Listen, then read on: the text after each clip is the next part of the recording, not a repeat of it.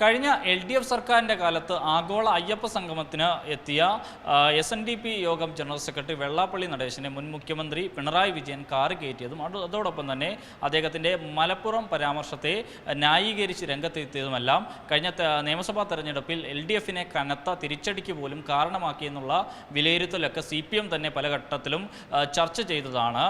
പിണറായി വെള്ളാപ്പള്ളി ബന്ധം അല്ലെങ്കിൽ CPM പല ഘട്ടങ്ങളിലും വെള്ളാപ്പള്ളിയെ പിന്തുണച്ചതുമെല്ലാം വലിയ തോതിലുള്ള കനത്ത തോൽവിക്ക് പോലും കാരണമായെന്ന് പാർട്ടി തന്നെ വിലയിരുത്തിയതാണ്. ആ ഘട്ടത്തിൽ എല്ലാ കോണുകളിൽ നിന്നും ഉയർന്നു വന്ന പ്രധാനപ്പെട്ട ഒരു ചോദ്യം, ഇനിയെങ്കിലും വെള്ളാപ്പള്ളി നടേശനെ CPMഉം പിണറായി വിജയനും തള്ളുമോ എന്നതാണ്. ഇതുമായി ബന്ധപ്പെട്ട് കഴിഞ്ഞ ദിവസങ്ങളിലായിരുന്നു മുൻ സ്പീക്കറും നിലവിൽ CPM നേതാവും കൂടിയായ AN ഷംസീറിനെതിരെ വെള്ളാപ്പള്ളി നടേശൻ ഒരു പ്രസ്താവന നടത്തിയത്. അതായത് CPM ആണെങ്കിലും ലീഗിൻ്റെ മനസ്സാണ് ഷംസീറിന് എന്നതായിരുന്നു വെള്ളാപ്പള്ളി നടേശൻ്റെ പ്രസ്താവന.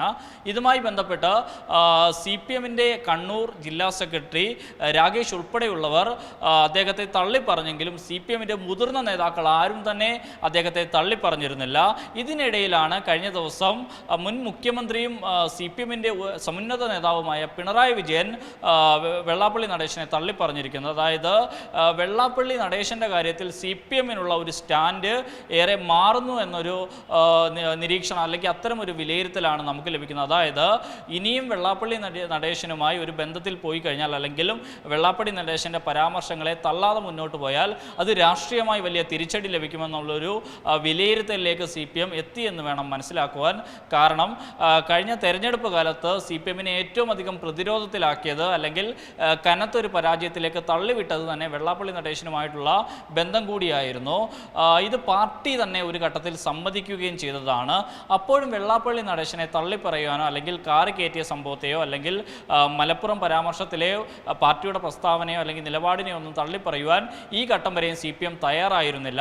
ഇതിനിടയിലാണ് ഇപ്പോൾ ഷംസീറിനെതിരെ വെള്ളാപ്പള്ളി രംഗത്ത് വന്നപ്പോൾ വെള്ളാപ്പള്ളി പറഞ്ഞത് ശുദ്ധ അസംബന്ധമാണ് എന്നൊരു പ്രതികരണമായിരുന്നു കഴിഞ്ഞ ദിവസം മുൻ മുഖ്യമന്ത്രി കൂടിയായ പിണറായി വിജയൻ നടത്തിയത്. ഇതിൽ നിന്നും നമുക്ക് മനസ്സിലാക്കുവാൻ കഴിയുന്ന ഒരു കാര്യം, അതായത് വെള്ളാപ്പള്ളിയെ തള്ളി വെള്ളാപ്പള്ളിയെ ഇനിയും കൂട്ടുപിടിക്കേണ്ടാവുന്നൊരു സമീപനത്തിലേക്ക് CPM എത്തിയിരിക്കുന്നു എന്നതാണ്. അതായത് തങ്ങളിൽ നിന്നും, അതായത് വലിയ തോതിൽ ഈഴവ വിഭാഗത്തിൽ നിന്നുള്ള അണികളെ അടക്കം CPMന് നഷ്ടപ്പെട്ടിരുന്നു. പ്രത്യേകിച്ച് കഴിഞ്ഞ തെരഞ്ഞെടുപ്പുകളിലെല്ലാം ഈഴവ വോട്ടുകൾ വ്യാപകമായി മറ്റു പാർട്ടികളിലേക്ക് പോകുന്നൊരു സാഹചര്യം ഉണ്ടായിരുന്നു.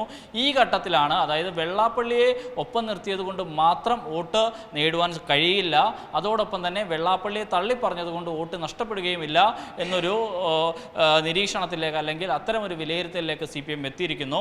അതിൻ്റെ ഭാഗമായിട്ട് വേണം കഴിഞ്ഞ ദിവസം പിണറായി വിജയൻ പോലും വെള്ളാപ്പള്ളി നടേശനെ തള്ളിപ്പറഞ്ഞതിനെ നമുക്ക് മനസ്സിലാക്കുവാൻ. ഏറ്റവും പുതിയ വാർത്തകളും വിശേഷങ്ങളും വിരൽ തുമ്പിലറിയാൻ Zee മലയാളം ന്യൂസ് എല്ലാ ഡിജിറ്റൽ പ്ലാറ്റ്ഫോമുകളിലും ലഭ്യം.